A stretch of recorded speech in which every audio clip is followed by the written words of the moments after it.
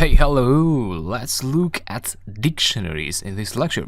This far we looked at strings, we looked at lists and tuples, and so now we have yet another data type, and these are dictionaries. Let me open the Python shell and let me create a list first. I'm just creating this for a reference, so to compare lists with dictionaries, but you don't need to create a list for creating a dictionary. So to create a dictionary, you need curly brackets. So an open and a closing curly bracket. And then inside that, you'd pass the items of the dictionary. Now the difference here with dictionaries is that instead of letting Python add default indexes for your items, you want to create those indexes yourself explicitly. So therefore, for dictionaries, you do something like this. Name, a colon, and then the item. Let me write another one. Surname, colon, and then the other item.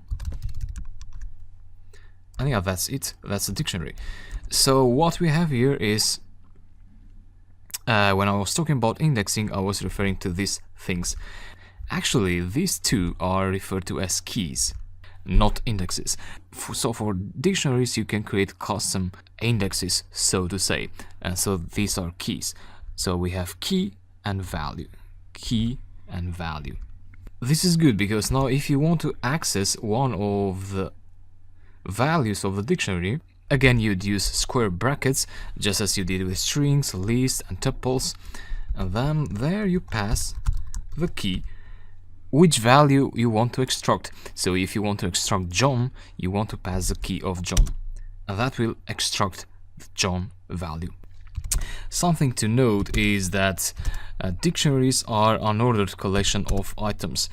So sometimes you may notice that the order of the key and values is not maintained. So you may see that surname has gone the first place. So surname Smith, the pair has gone the first one, and name John is the second one, and so on. So this is different from lists and strings and tuples. And the reason Python doesn't keep the order is that, the way you access dictionaries is you explicitly pass the key of the dictionary when you access it. And so you don't need to know the order of the dictionary. Whenever you want to access something, you say surname, for instance, and that will return Smith, no matter where Smith is, so whether it is the first one, second, or and so on. And interestingly, in dictionaries you can also pass, you can have like lists as values, or even tuples. So let me write a tuple there, or let me keep it like that, and let me add another key and pair here. Let's say cities.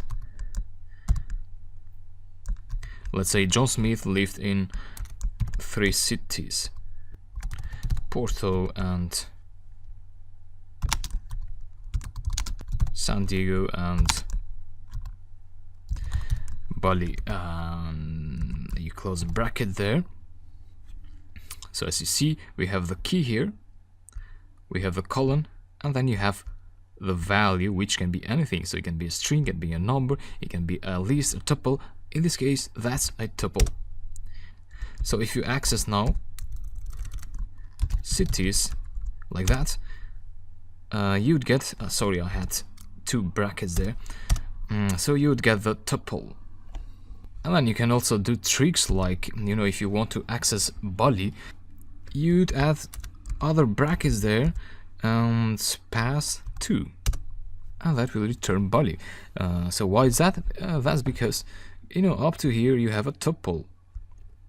That's a tuple object. And then from that tuple, you use, again, the square brackets notation to access an item from that tuple. So you want item with index 2, and that is Bali. And yeah, that's about dictionaries. Try them out some more, play around, and you will be able to comfortably create and access items from a dictionary. So hope you're enjoying this, and talk to you later.